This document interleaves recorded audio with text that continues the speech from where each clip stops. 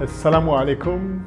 In the previous YouTube video, we talked about the self-definition of the Quran, not as an upgrade of the Bible, but as a book that confirms the Bible.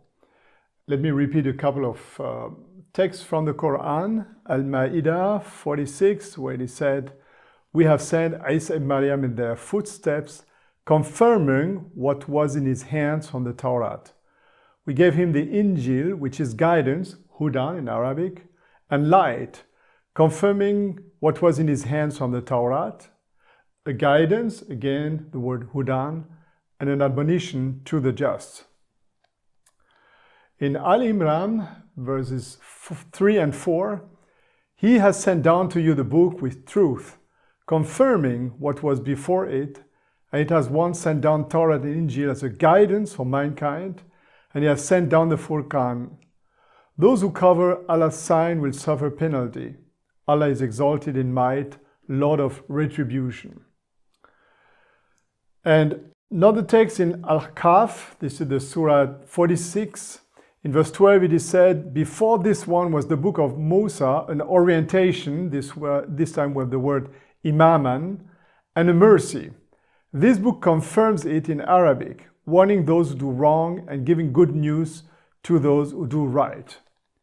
In the same Surah 46, this time in verse 30, "They said, O our people, we have heard of a book sent down after Musa, confirming what came before it.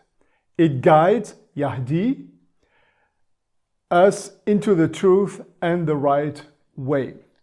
So again, the Quran has been given to confirm, and we have seen this word musadikan, to notarize, to certify the authenticity of the books that were before, which is basically the Bible. And that's why it is said in the Creed of Islam, An-Nisa 136, that a Muslim should believe not only in God and his messenger and the book he has sent to his messenger, but in the book that he has sent previously. And then it is said, whoever hides the truth about Allah, his angels, his books, his messengers, and the last day has lost his way and has drifted away. So the creed, the belief in all the books, in all the messengers is very important. And let me add that to believe is not just to say, yeah, I believe this is the truth, but to believe is to follow, to read, to put into practice what you read. Suppose somebody talks and you listen to him, and you say, yes, I believe, but then listening to him, you have some earphones in your ears and you listen to music. And so actually you don't listen to him. You maybe hear him, but you don't listen. And you don't do what he's going to say because, of course, you don't listen to it. That's not belief. To believe means to put into practice. Very clear. So the Quran confirms the Bible.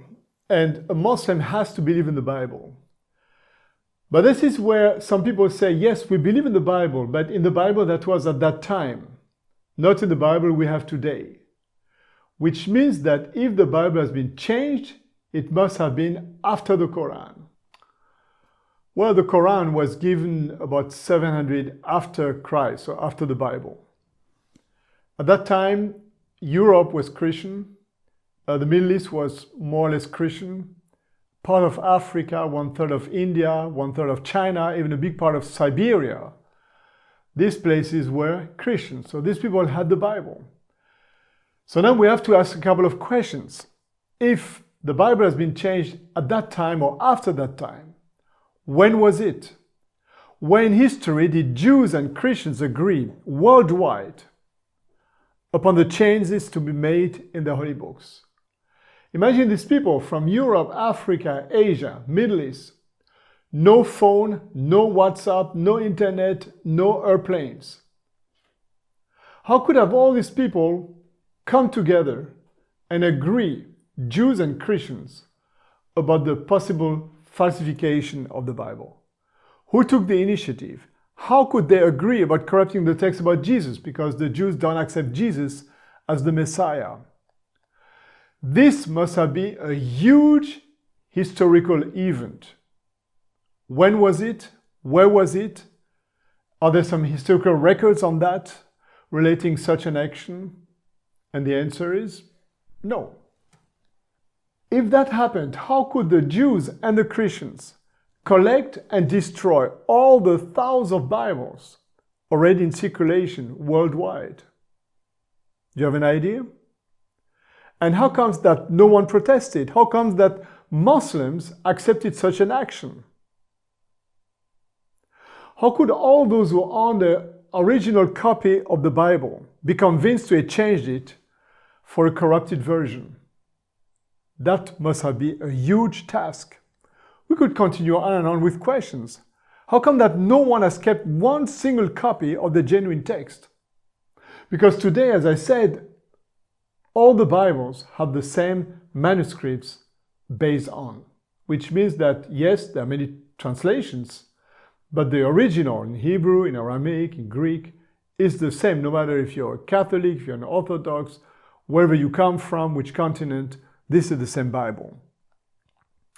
Now the next question is, if Muslims have to believe in the Bible, and they said that the Bible has been corrupted after the coming of the Quran, why has not the Muslim world saved any copy of the real Bible? Some people say it's in the Vatican. Yes, but why did Muslims do not keep any copy of the Bible? What about the Jews and the Muslims who embraced Islam? They should have kept the original copies. Where are they? The next question could be, who benefited from such a falsification? And the answer is nobody. Because which sense would it have made to Jews and Christians to corrupt the Bible and reject the Quran as a correcting revelation? A last question, why did so many Jews and especially Christians suffer persecution in the Middle Age, during the time of communism, for the sake of a religious book that has been falsified? We need answers to these questions, and frankly, I don't have any. I just know that long time after the Quran, especially in the 19th and the 20th century, people began to develop a science called archaeology. Looking for old manuscripts, they found thousands of manuscripts. Just on the Bible, we have today more than 5,600 manuscripts from Bibles who are older than the Quran. And that's why Sir Frederick Kenyon, a paleographer, president of the British Academy and director of the British Museum, said one day, "The Bible is the best preserved antique book we possess." Some people say that the Bible has been corrupted before the Quran, but again, the Quran confirmed the Bible. And they talked about the time of Constantine or Justinian, where some doctrines allegedly have been put into Christianity, like Trinity. We're going to talk about differences in doctrines. We're going to see in the next presentation that there might be some reason to believe that the Bible has been corrupted. We're going to talk about this next time, but let us first see that the Quran confirmed the Bible that was at that time, and the Bible we have today is the same as the Bible at the time of the Quran. Okay? So I think that's an important message to give to all those who believed until now that the Bible has been falsified. Next time, as promised, we'll talk about several reasons to believe that still the Bible has been corrupted.